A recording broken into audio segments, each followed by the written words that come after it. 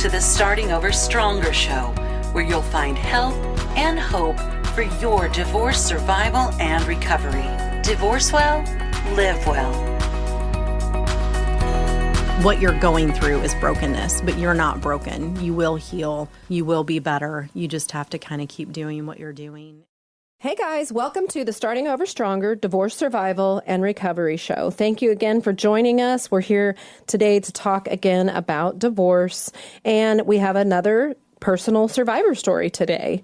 Today's guest is Vanessa Shaw Potter, and I first met her a couple years ago, I guess. We were visiting the same church, and we kind of served in the same role for a little while, and that allowed us some free time to chit-chat a little bit, and I think we connected, and I just thought, I put this out there recently to anybody if they want to share their story about divorce and what that has brought into their lives as a result, and you jumped on it, so here we are. We're going to talk about divorce and you. So start by just telling us a little bit about yourself, anything you want, whatever you want, not necessarily about divorce, just you. I'm a single mom to 2 teenage girls, so they keep me very busy. I have been divorced for 10 and a half years. It was a extreme shock. Wasn't something that I was even prepared for, wasn't on my radar. I think now, hindsight always being 2020, I can see where the chip started, where things were slowly falling apart. So now when I look back on it, not really a big surprise, but in the moment, it was a huge bomb that was put into my lap. But now looking back at things, I do kind of see my role in it. I see his role in it, our role in it. Got to learn a lot about myself and things that I needed to improve and work on. Now, 10 and a half years later, it's totally different. I'm sure. Yeah. I can't even imagine. Well, so when you think about that, in fact, because that was going to be one of my first questions was how long has it been? And so 10 years, that's a long time. How would you, if you were just to take a snapshot of your life before and after the divorce with that 10-year separation, what do you think would be the biggest differences that would stand out? I think especially the last probably 2 to 3 years of my marriage, I lost myself in so many different ways, mentally, physically, spiritually. And I think sometimes when you're in it, you don't even realize how lost you are. And then when you go through something as traumatic as an unwanted divorce as mine was, you think this is the most loss that you've felt. But then when you start healing from that and you move past that trauma, and then you realize how lost you were even in the marriage that you wanted to save so badly, it kind of makes you think, okay, well, maybe this might be traumatic, but it's not the most traumatic thing you've been through. Because to me, the feeling of being lost in that marriage and feeling so alone when you're not alone was way more traumatic. But you just don't see it because you're living it day to day. That's your existence. Yeah. So when I got out of it and I started healing from that and realizing how lost I was and then getting to get back to me and finding myself again, that was a huge eye-opening experience. It's like you almost had to heal from 2 different things. You had to heal from the loss of I had to heal from the loss of my marriage, but then I also had to heal from becoming somebody that wasn't myself. Right. And so that was a unique experience. Very good. Well, and like you said, it's double trauma, I think, for a lot of people because of that. There could be other reasons for some other people. Maybe there was infidelity or abuse or something. So sometimes, honestly, in a lot of cases, you're not just healing from the loss of a relationship. No. You're healing from the loss of whatever you lost as a result of that relationship, whether that was safety or security or your personhood or who knows what else it might be for other people. So I think it's good for people to, as they're hearing this, now in the middle of their divorce, it's good for them to know there is life after this and hope. And I always say there's hope for a better life than you can even imagine right now. Like you just think you've got to get through this, but you're gonna.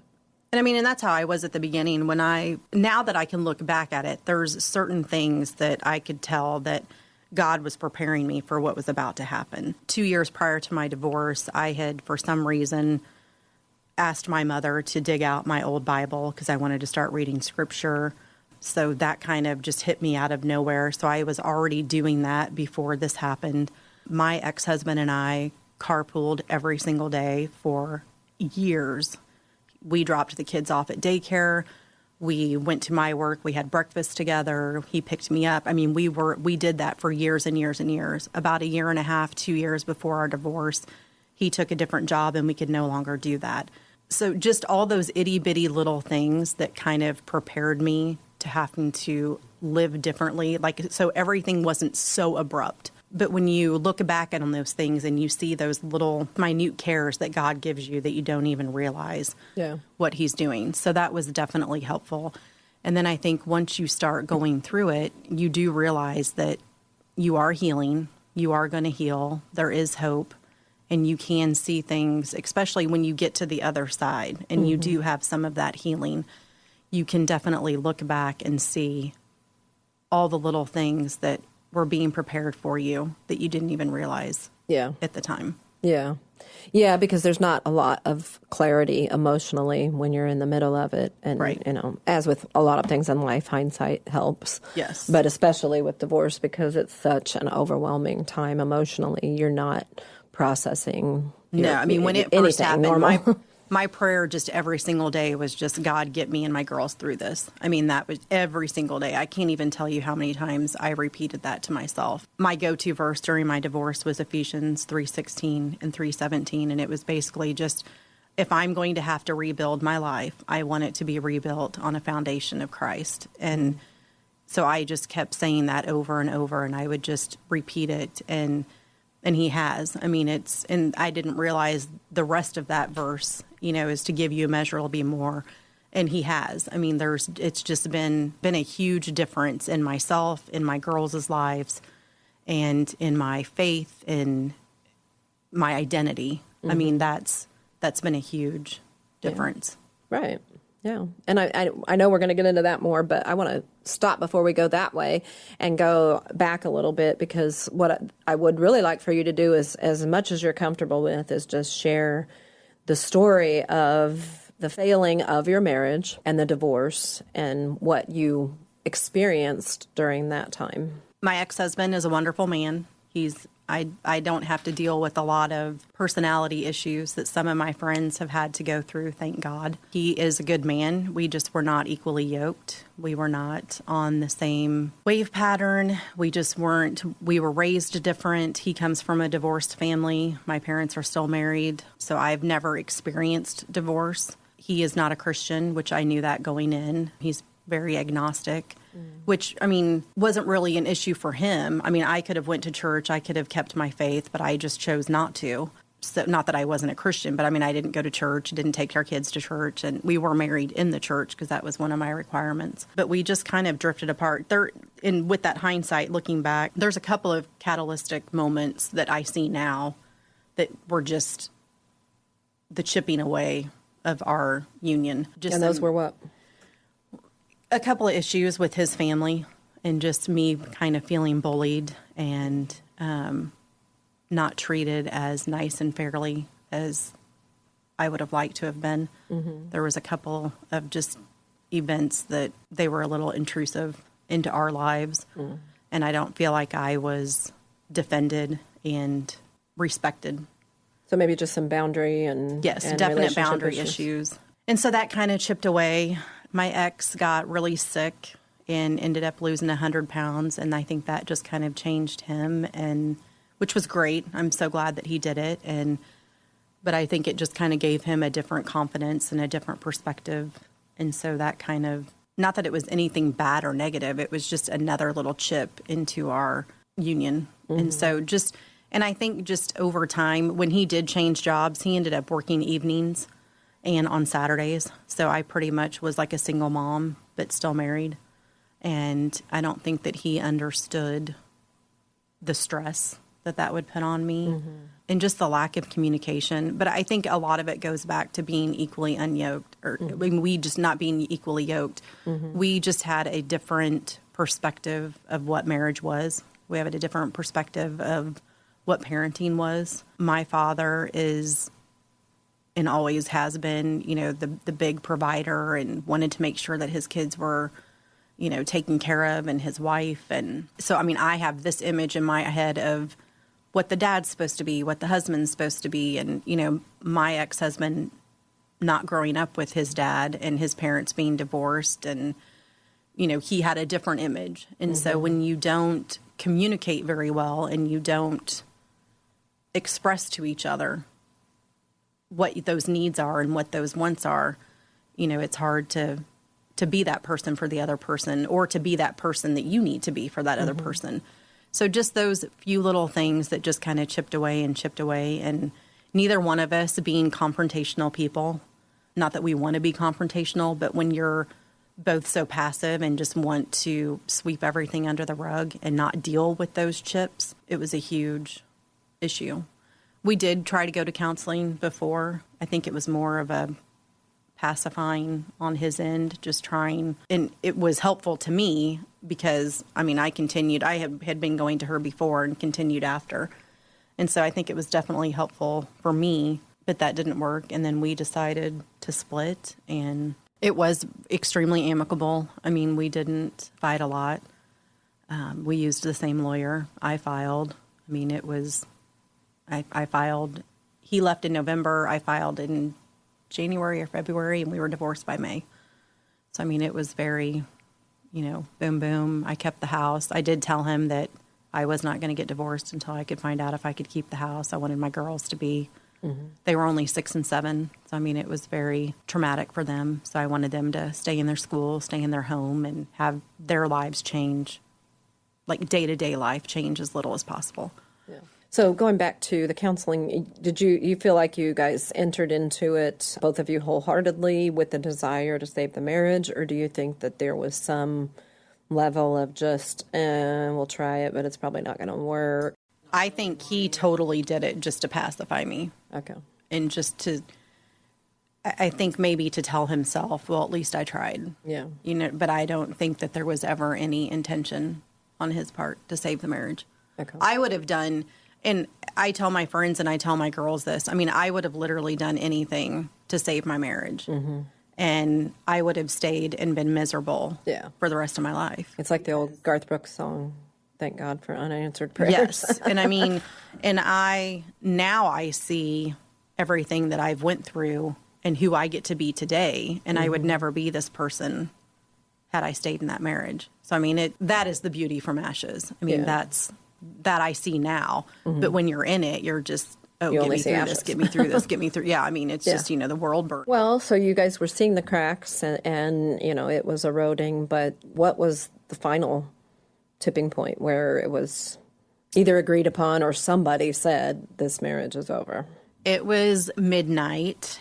Like I said, he had been working nights, and he got home. He would get home and would stay up and play computer games, would do other stuff. And this had happened to me numerous times. But there was just something in me, which, I know was the Holy Spirit, but he was just like, you got to get out of this bed and you have to confront this. And so that one night I finally got out of bed and I went into our kitchen where his laptop was. And I said, are you happy in our marriage? And I knew the moment the words hit my lips and were expressed, my marriage was over. Because that's why I didn't ask the question, 50 million times. And we started having a conversation, but I still think in my mind, I never thought he would say, I'm done.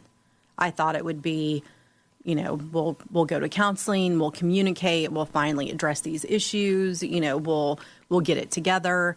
And it was no. But we did have some conversation. I think this was in June or July, maybe a little bit earlier than that.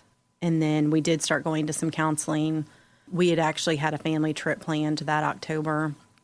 He had talked about moving out, giving himself a break. And I told him, I'm not going to have you move out and then go on a family vacation with our kids and my parents and my sister and her kids in October. I'm like, that's just too.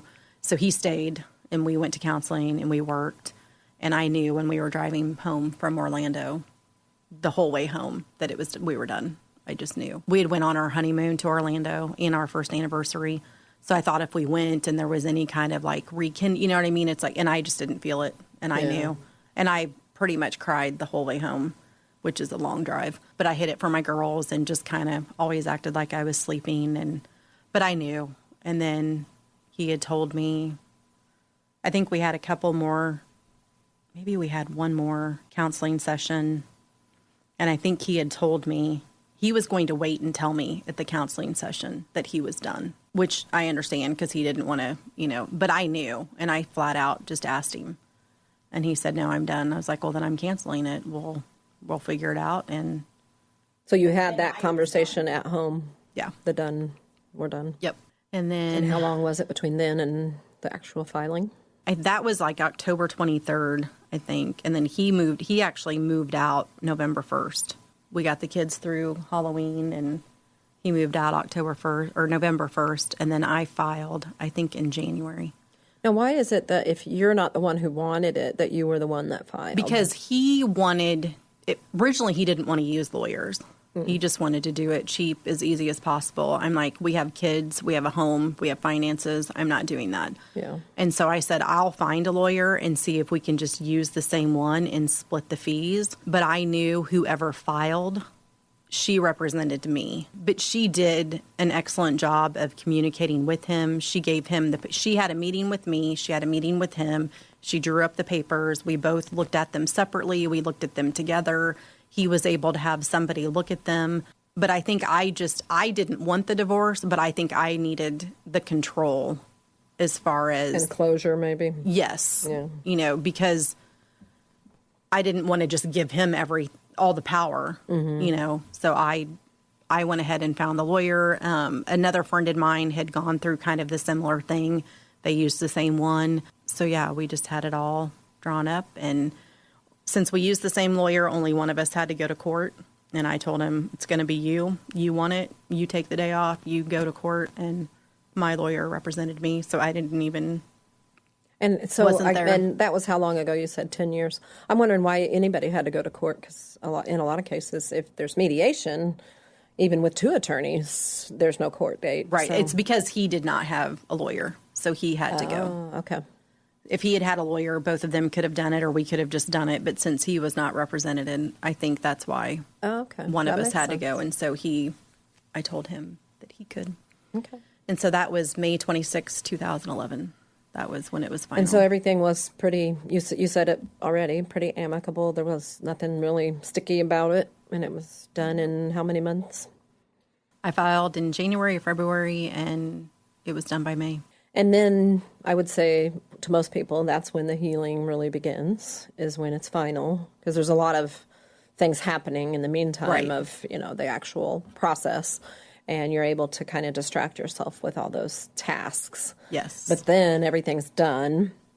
Or maybe it's not. Maybe, there's a refinance or something that needs to happen outside of that. But once that judge's signature is on the papers, it's final, then there's a new type of a healing that begins. And so what would you describe that time like? It was different. By then I had found a church I was getting involved in. I had found an awesome Sunday school class that they were pretty much my counselors, my teachers. They took this baby Christian and taught her all these different things. And it was like a period of mourning, but it was kind of also a period of birth. I mean, I was getting to figure out who I was again and trying to get back to that person. It was very stressful, though, like the single motherhood part of it, trying to raise two kids and navigate through different things. And that kind of kept me really busy. So I think the younger years, or like the initial years of the divorce, is kind of a blur just because of that. Getting them through the process and just figuring out a new way of life with them and, visitation with their dad and going to see him and just all those little different things. I think I put a lot of focus on their healing before I even focused on mine.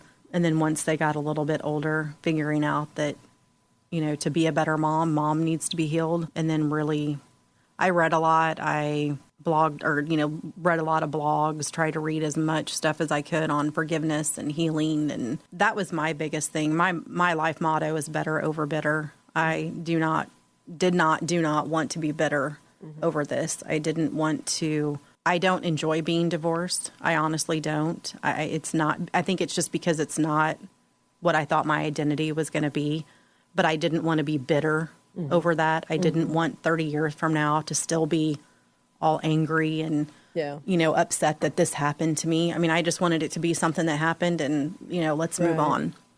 I know what you mean.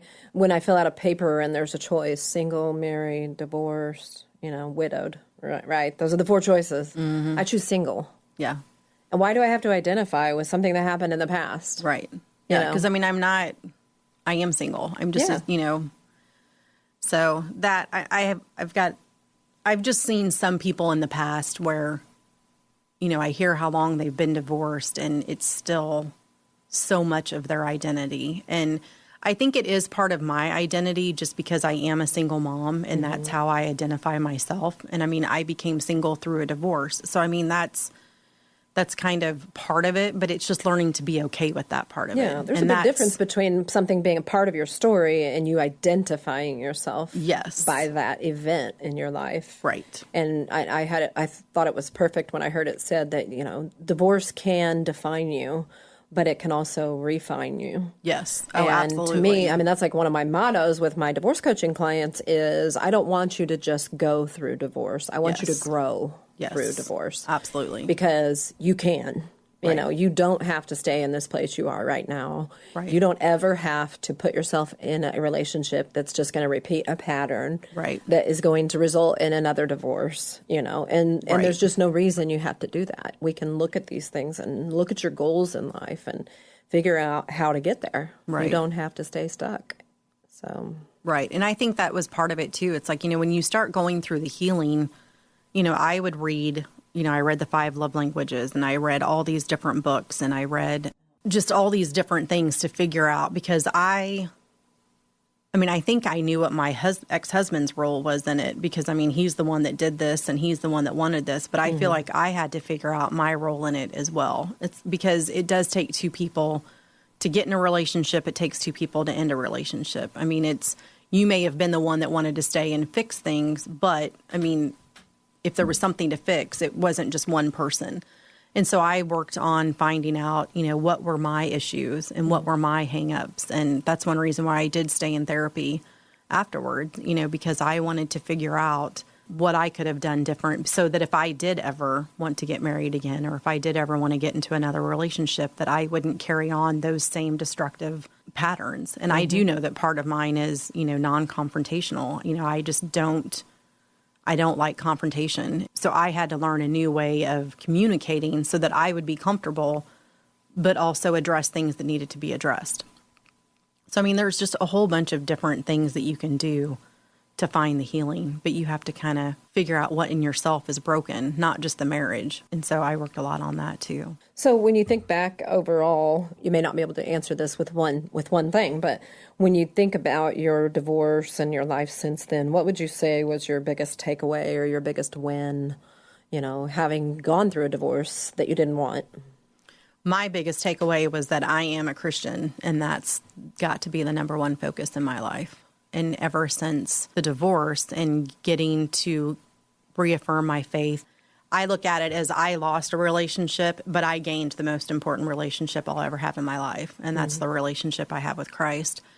And just seeing the difference that that's made in my life and my daughter's lives. I tell my girls all the time, I hate that your parents are divorced and the impact that that's had on your life. But I don't think if we were divorced that you would know Christ. And to me, that's extremely important. That's been a huge takeaway and win for me. Is just to have that relationship, to have that hope, to have that healer with me at all times. That's been the biggest blessing in my life. Well, and so I guess that kind of brings me to a question because some of the people listening to this show aren't people of faith. And so they maybe can't totally identify with what you're saying. And I think that one thing that I feel is really important when we approach a subject of religion, quote unquote, which I hate that word. Yes. I am a Christian. I am not religious. Right. I am the farthest thing from religious. What I hope that people take from that is to maybe understand what your faith means to you. Not specifically the tenets of your, particular brand of religion, but what does it mean to you? I was actually personhood? thinking about this on the drive here because I was thinking of that very thing. I mean, I realize that some people aren't Christian. Some people don't have faith. Some people don't. But I think the biggest importance is, for me, that's where my hope comes from, is my relationship with Christ. So I think for anybody that's going through this or any kind of trauma, it's to figure out where your hope comes from, and whether that be through a friendship that you have, or, through, if you do yoga, or if you do meditation, or, whatever you do for self-care, so that you can heal, and so that you can see the hope and new beginnings, and that you can figure out that, life does go on. This isn't the end. It's the end of a marriage. And when you're in the thick of a divorce, the end of a marriage is worse than a death. Because with a death is finite, and I'm not saying that you completely heal, but it's done. That part of it is done, and you get to mourn and you get to heal. But when you're divorced, that person's still walking the planet. If you're a co-parent with them, you still have to interact with them. And whether it's even, on good terms, that's still somebody that you have to see, that you have to deal with, that, is almost kind of like re-injuring a wound over and over and over. But there is healing. And so whatever you have to do to promote that healing, whether it be a religion or a savior or self-help or self-care or therapy, but just find whatever works for you to give you that hope, and to know that there is going to be healing, that you are going to be okay, and that you will get through it. And you just have to figure out what works for you. Yeah. But anything of that nature. It's all baby steps, and it's all really listening to yourself. Yes. Because I think, you mentioned earlier you lost yourself, during the divorce. That's a phrase I hear a lot. Yes. And I relate to it. And I think what it is saying is we stopped listening to ourselves. Yes. And we have to figure out how to start listening to ourselves again, and not feel that we're being selfish, and not feel like there's something wrong with taking good care of yourself, and realizing that you are the only one that can do that. Right. And you have that responsibility to the people whose lives you affect, your children, your close friends, your family, whoever that is. You affect others by the way you care for yourself. Right. And I remember, this was probably about 2 years after the divorce, I was listening to a broadcast of 2 Christian authors, and they were talking about stuff, and someone had mentioned something that just really stuck with me, and it kind of affected me how I treat my kids, which I'm not perfect, but I try. But it also reminded me, when you're going through a divorce, or you're going through a breakup, or you're going through something, sometimes the tape in your head, like the voice in your head, is not your voice.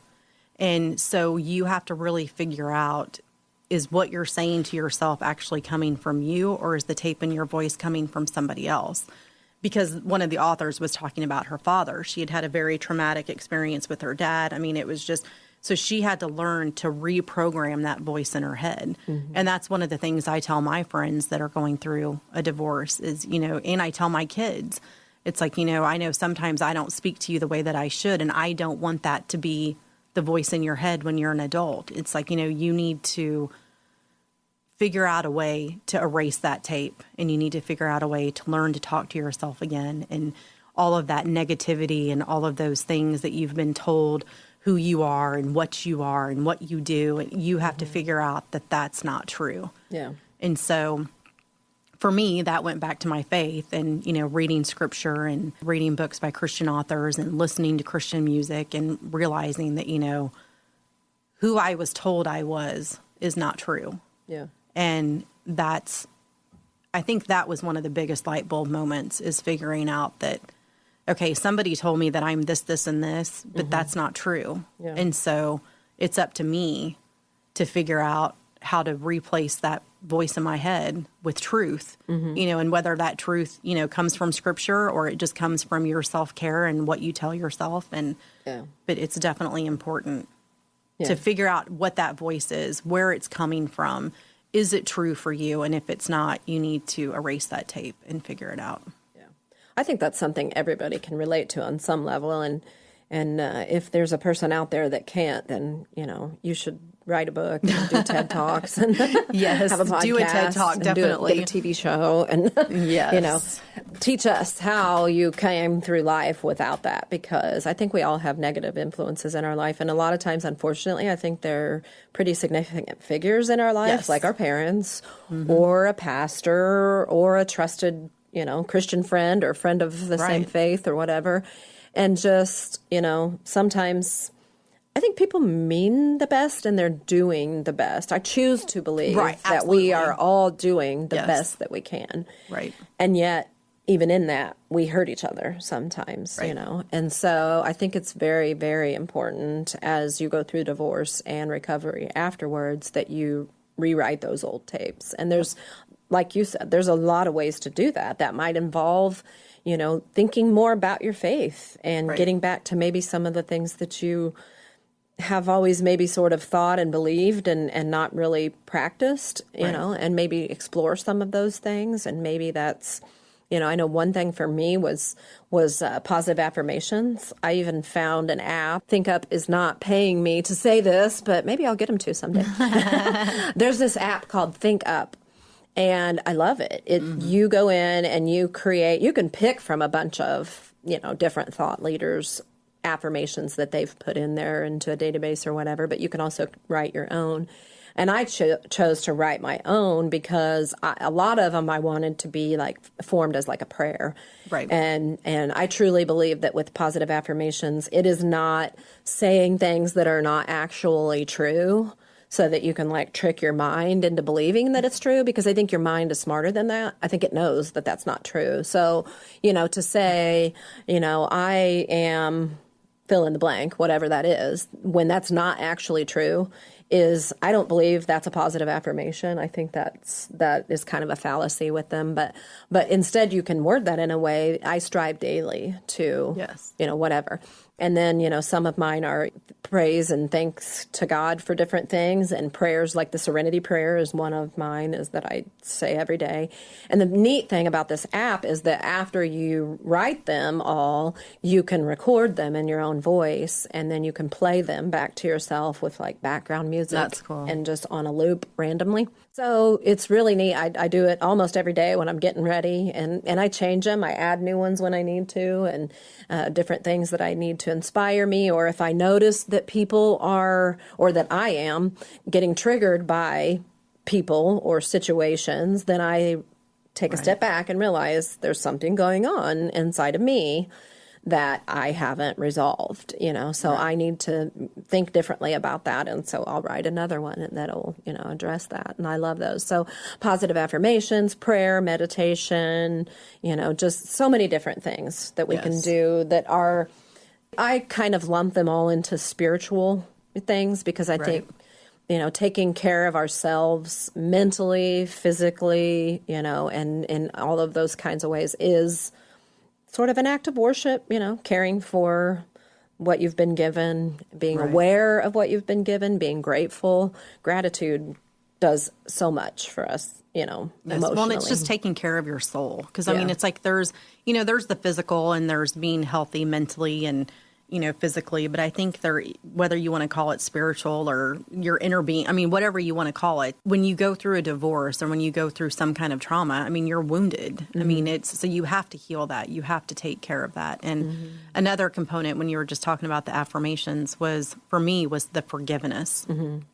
I had to really work on forgiving myself, forgiving my ex-husband. He got remarried not long after our divorce, and just going through that whole thing. My thing was daily prayer. I would pray for them and myself every single day.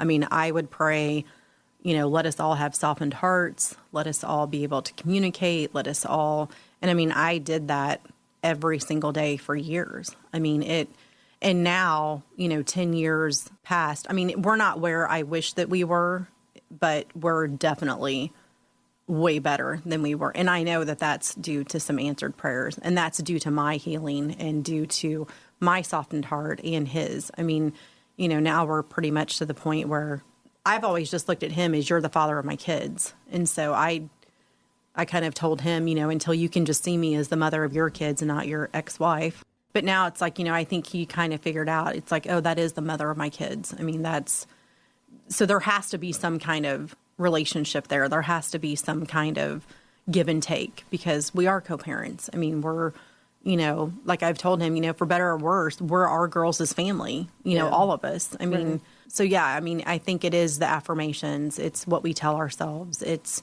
what we do to forgive, to heal, to move forward. And whatever you can find that to work for you, whether it be reading help books or getting help or going to therapy or yoga, meditation. I mean, whatever you have to do to make sure that you heal mentally, physically, spiritually, I think it helps everybody, because it impacts all the other relationships that you're going to have in your life. And the most important relationship is the one with yourself. Yes. Because that's the one that I think most people neglect. And when I was going through my divorce, or shortly after, I remember making a meme that I posted on my Facebook that it was like a picture of like a dock going straight out into the ocean, and it just narrowed as it went out. And that was all it was, this like white dock and water.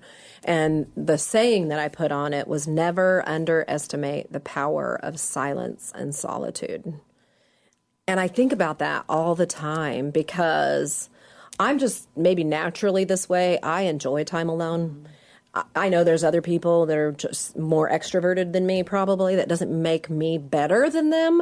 They just aren't geared that way, and they don't necessarily enjoy time alone. But I think especially as you're healing from the loss of a primary relationship, like a divorce, I think it is so important to get alone with yourself and deal with yourself and learn how to love yourself and be so happy that if you end up in a relationship, you almost kind of miss that time you had with yourself, no matter how good your relationship is. Yeah. Because that's such a good foundation for a good relationship. Yeah, I'm extremely introverted. So, I mean, at first, I think especially having little kids, and when my kids had to go to their dads, I mean, it was very traumatic. I mean, that was like the worst times for me. But after, I don't know, a year or two traumatic of that, for you for meant? me, yeah, just, not having my kids with me. Are they okay? What are they going through? I mean, it was just counting down the minutes. I mean, but, now, I mean, it's just like, oh my gosh, I get to have a whole weekend to myself. And what am I going to do? I mean, I thoroughly enjoy my solitude. And I mean, that's one of the things that I tell my friends people that ask me about my divorce recovery. And I mean, that's my biggest thing, is just learn how to be alone and enjoy it before you try to, I mean, at least for me, I know that doesn't work for everybody, because like you said, I mean, there's some people that just don't like being alone. It makes them very unhappy. It makes them very... But I think, honestly, that's a sign that you need to be. That you need to be. I mean, that's kind of how I look at it. Because really, when you think about it, how would you ever really connect with God or your higher power or whatever that is, yourself? Because how would you if you don't get alone? And to me, it's like when you go through a divorce, like I said, I mean, it's two people. I mean, I took a part in my marriage. I mean, it's not like I was perfect and this guy just decided he didn't want to be married to me. I mean, obviously I had issues too. Yeah. And so I think if you don't take the time to be alone and to figure out those issues and to heal from that and to be the person that you're supposed to be, I just don't see how you can have another healthy relationship. And maybe I'm completely wrong, but to me, that was important. I wanted to heal. And honestly, I have felt called ever since I got divorced to be single until my kids were grown, which a lot of people think that that's odd and weird. But I did date a couple of times, and they were both complete disasters. I mean, it was just, and it set my recovery back even more. And so I have not dated in over 3 years, and it's been the most peaceful, because I know that this is what I'm called to do. And I learned from a pastor that, some people are called to be single. Some people are called to live differently. And it may not even, like, it didn't feel natural to me for the longest time. I prayed and prayed and prayed for patience while waiting because I thought God was going to send me this, second marriage that was just going to be awesome and this godly man. But then it's like once I actually started really healing and figuring out what I needed, I need to be single. And I think that that's part of my story too, is that it's okay to be single. There's not anything wrong with you. I still have people that, I just want you to find somebody and I just want you to meet someone so that you can be whole again. It's like, honey, I'm whole. I mean, I've never been more whole. Yeah. But I think that that's a component of it, is you have to figure out who you are. And then when you find out who you are, if you're confident being whoever that is and you're at peace being with whoever that is, it doesn't matter if you're alone, if you're single, if you get remarried. I'm to the point now where God's going to have to give me a big old neon light that has flashing, this is him, this is the one. And it's really going to have to add a lot to my life to be with somebody. But I'm okay with that because I'm confident, I'm secure in my singleness because that's where my healing led to. And I think it comes down to that just the contentment with where you are. Because if you're looking for a relationship out of need, it's not that relationship couldn't succeed if you end up in a relationship, but it is going to complicate things. Right, because what happens if that need's not met anymore? And I don't want to go through this healing again. I don't want to put my daughters through another divorce. I don't want to put myself through. So it's like I just wanted to get to the point, and now I feel like I am at the point. I think that I'm secure, I'm confident in who I am, I'm content in where I am. So, I mean, if I did meet somebody down the road, that would be great. But I think that these years were important for me to redo that tape, to figure out who I am, and to, I think more importantly, if I did get into another relationship, to figure out how to keep who I am in that relationship. And I think that that's where I'm at now, because I am confident in who I am and what I've done and the recovery that I've made. Yeah, and I'm thinking of this silly analogy of a new relationship should be the icing on the cake, not the egg that you need for the cake. Yes. Because if you are still trying to make this cake work and you need this egg to make it stick together, that gets really messy, And I think that's where a lot of people are. Is they don't do the healing work after the failure of a relationship, and they jump into another one, and they're still trying to make a cake. And, these ingredients just don't always go together, or they do, but it's messy. And so it's not that it's not possible, but it just that it complicates things. And then, ultimately, there is no perfect relationship. So I think especially at our age, when you do meet somebody, it's not going to be everything's perfect. We are going to both still have troubles and struggles and triggers. And it's a matter of two people who have personalities that work well together and that have similar interests, similar beliefs, similar lifestyles, ways that they can merge their lives that maybe others wouldn't work. So I think there's so much that goes into it, but that's part of it, is just getting alone and being okay with being alone, and then allowing any future relationship to be the icing on the cake. Right. Yeah, and I think that that's definitely, because I think had I gotten into a relationship years ago, I wouldn't have been healed enough, and it would have been a lot of work. It would have ended up, I think, in more trauma for me, for my kids, for my family. Yeah. And it's just, and not that it won't work. I have plenty of friends that have gotten divorced and are remarried, and they're doing great. But I think that's the other part of divorce recovery, is every single story is different, and every path to healing is different. And so you have to figure out what works best for you. You have to figure out what path you need to take. And once you're on that path and it's working for you, then you just stay on it, and you don't worry about what everybody else thinks of the path or what everybody else says about the path. And, I get asked constantly, well, are you ever going to date again? It's like, I don't know. And right now I don't care. I mean, this is what works for me. This is what's got me content. It's got me healed. And so this is what I'll keep doing. And that may change. And and if it changed, then that's where my path takes me. But be open to that, but not needing it. Right. Yeah. So as we kind of think about winding this down and closing, I want you to kind of just take a minute and kind of speak directly to that woman who's listening that's maybe a lot like the old Vanessa. What do you think that she needs to hear today? What do you want to tell her? You will get through this. My old supervisor, I will never forget this. She has been divorced, and she saw me one day at the cafeteria at our work, and she knew what I was going through, and it was so profound. But she just looked at me in passing, and she said, "Hey, I just wanted to let you know I'm here for you." And she's like, "And I need you to remember that your marriage was broken. You're not broken." And that, I mean, it gives me chills just thinking about it, because that was one of the most profound, because I felt so immensely broken. Like I was the one that was broken, and there was something wrong with me, and it was devastating then. So when I think of that person and to see where she's at now, you know, what you're going through is brokenness, but you're not broken. You will heal. You will be better. You just have to kind of keep doing what you're doing. And I tell all of my friends that have gone through this that, and I did this myself. I mean, everyone says, oh, you know, take it day by day. I mean, there's going to be some days where you literally think you have to take it minute by minute. Mm-hmm. And you do. I mean, you get up, you do what you got to do, you take care of business, and you take it moment by moment, you take it second by second, whatever you got to do to just get you through the day and to get you to the next step. But work on yourself.